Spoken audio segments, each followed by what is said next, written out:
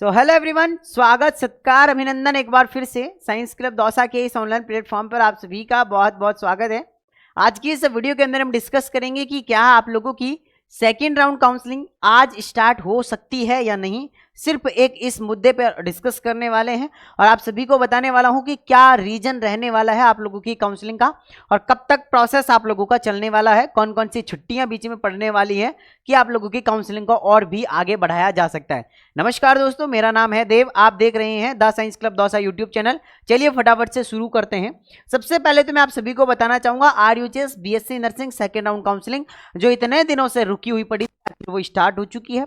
के बाद एक प्रोसेस आज कंप्लीट भी हो चुका है। जैसा कि आप लोगों को पता होगा कि 23 सितंबर लास्ट डेट थी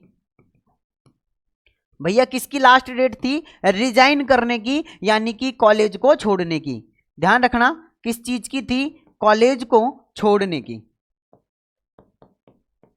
तो भैया आज तो 24 तारीख हो गई, तो क्या आज काउंसलिंग स्टार्ट हो जाएगी क्या? बिल्कुल। देखो आज लग ऐसा रहा है कि आज रात को 8 से और रात को 12 बजे तक, मैं एक आप लोगों को टाइम डाल रहा हूं, रात को 8 से और 12 बजे तक हो सकता है कि आप लोगों का शेड्यूल जो है वो साइट पर डल सकता है।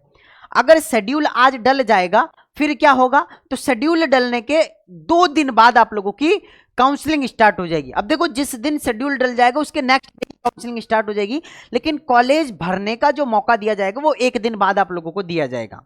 अब हो सकता है, मे बी पॉसिबिलिटी है कि 24 तारीख को रात को 8 से 12 बजे के बीच में आप लोगों का हो सकता है शेड्यूल जारी हो जाए और 25 तारीख से 25 से आप लोगों की क्या हो जाएगी? चॉइस फिलिंग की जो प्रोसेस है वो हो सकता है स्टार्ट हो जाए, है ना। ये एक अंदाजा हम लगा के चल रहे हैं कि 25 तारीख से हो सकता है मे बी आप लोगों की जो है वो काउंसलिंग की जो चॉइस फिलिंग की जो प्रोसेस है उसको स्टार्ट किया जा सकता है।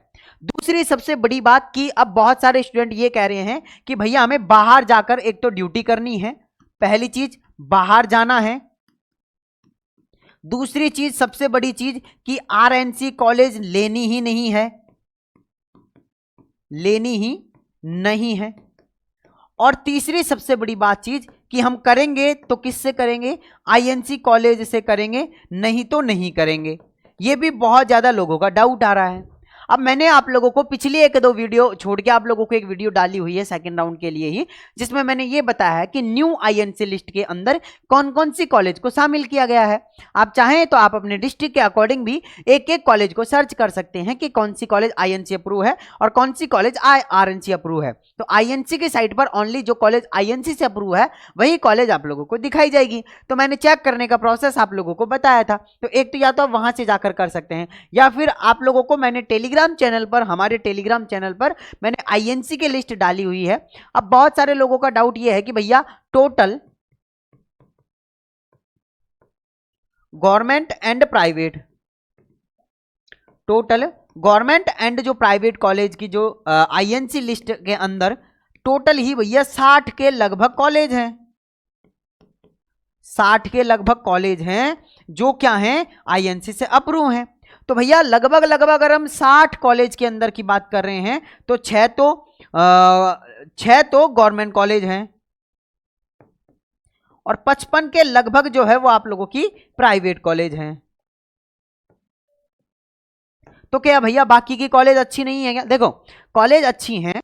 मैं आप सभी से एक चीज कहना चाहूंगा कि अगर कोई कॉलेज हो सकता है 2025 के अंदर INC अप्रूव नहीं है, हो सकता है वो 2026 के अंदर हो जाए, 2027 के अंदर हो जाए। आपकी BSc नर्सिंग 1 साल का कोर्स नहीं है, 2 साल का कोर्स नहीं है, 3 साल का कोर्स नहीं है, पूरे 4 साल का डिग्री कोर्स है।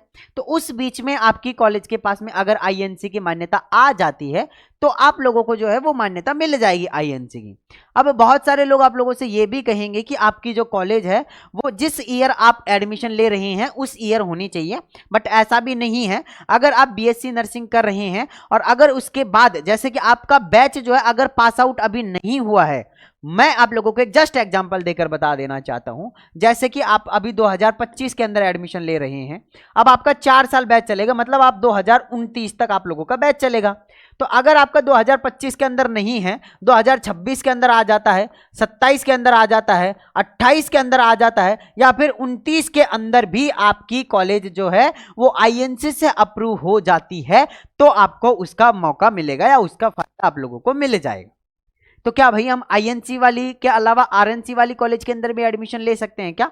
हाँ, ले सकते हो, बट आप उस चीज का ध्यान रखना कि पहले फ्यूचर में, इन फ्यूचर इसको पहले कभी आईएनसी की मान्यता मिली हुई है या नहीं है, एक बार ये आप लोगों को चेक करना है। अब भैया कैसे चेक करेंगे? तो देखो, आप लोग आईएनसी की साइट पर जाकर चेक कर सकते हैं कि इन फ्यूचर कभी, या फिर आप अपने जो भी डायरेक्टर हैं कॉलेज के, जो भी प्रिंसिपल है, उनसे पूछ सकते हैं कि सर देखो, आप मुझे ये लिख कर दे दी, मैं आपकी कॉलेज में आरएनसी है, मुझे पता है आप, लेकिन मुझे यही कहोगे कि मेरी कॉलेज जो है वो आईएनसी अप्रूव है, बट मैं आपसे एक चीज कहना चाहूंगा कि सर आप मुझे लिख कर दे दो कि मेरी कॉलेज 2029 तक जो है वो आईएनसी अप्रूव हो जाएगा, और आपको ना तो सेंट्रल ना तो आप लोगों को स्टेट गवर्नमेंट की एग्जाम देने में कोई भी परेशानी नहीं आएगी। आप और एक चीज और लिखवा लेना, सर जो आरआरबी की एग्जाम होती है, क्योंकि मेनली जो देखा गया है वो अभी आरआरबी वाली एग्जाम के अंदर देखा गया है कि आपको आरआरबी वाली एग्जाम जो है, जो फॉर्म नहीं भरने दे रही है कि अगर आपकी कॉलेज आईएनसी से अप्रूव नहीं है, तो आप ये चीज जरूर लिखवा लेना, ठीक है ना। हाँ, अगर जो आईएनसी से अप्रूव नहीं है कॉलेज, वो नॉर्सेट का तो फॉर्म भर सकते हो आप,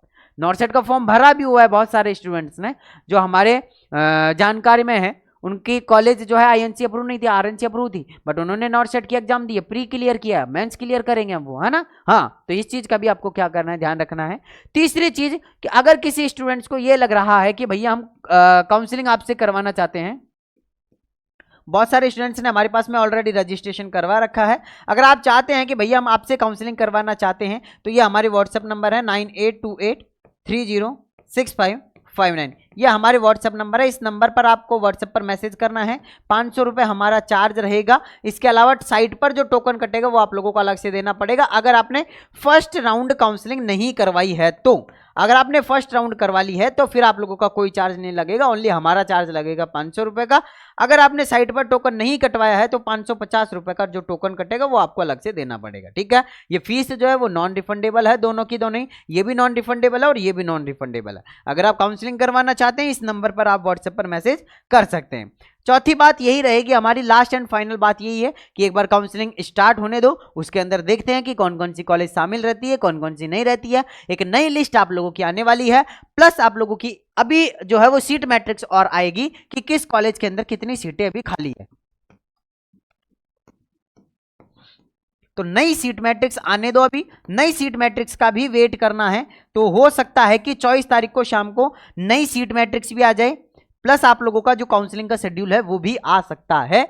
ऐसी हम संभावनाएं व्यक्त कर रहे हैं। अब आपका क्या जो ओपिनियन है वो आप नीचे मुझे कमेंट बॉक्स में बता सकते हैं। बाकी मैं मिलता हूं आप लोगों से नेक्स्ट वीडियो के अंदर, जब तक के लिए जय हिंद, जय भारत, नमस्कार।